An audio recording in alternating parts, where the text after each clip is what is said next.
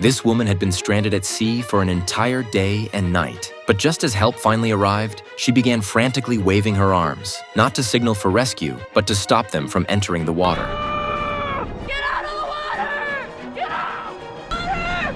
Get out! Screaming at the top of her lungs, she begged them not to approach and to go back for more help. Thankfully, the guy with long hair understood what she meant. He turned around and started swimming back toward shore, while the other man continued toward the reef to check on her injuries. The woman furrowed her brows, her body tense with fear, her heart pounding in her throat. Then, in the very next second, a blood-curdling scream tore through the air. The long-haired man was killed instantly. She watched in horror as he was dragged under, devoured before their eyes. The man with the cap turned pale, frozen in fear at the sight of his friend being mauled to death. There was no time to grieve. The man in the cap forced himself to move, thrashing his arms through the water as he swam toward the woman. He reached the reef at last, but before she could even grab hold of him, a shark yanked him beneath the waves. Moments later, a cloud of blood rose to the surface. Sitting helplessly on the jagged reef, the woman was devastated. Not only had she failed to save herself, she had caused the deaths of 2 innocent people. And to make matters worse, the tide was rising. Soon, the water would completely cover the reef, and there would be nowhere left for her to cling to.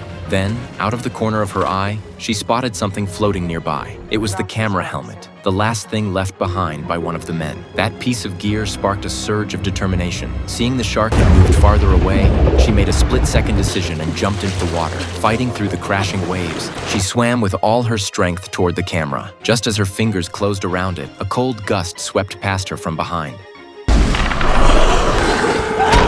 Startled, she lost her grip and tumbled into the water, slamming hard against the reef. She thought it was the end, certain she was about to be torn apart. But when she turned around, she saw the shark thrashing violently, stuck among a cluster of coral. Seizing the moment, she scrambled back onto the reef, narrowly escaping death once again. She opened the camera and recorded everything she had been through, even leaving behind a message for her family. When she was done, she tossed the camera back into the sea. She didn't do it in hopes of being rescued. She knew that was unlikely. She just didn't want to die silently and disappear without a trace. At the very least, she wanted her loved ones to know what had happened to her.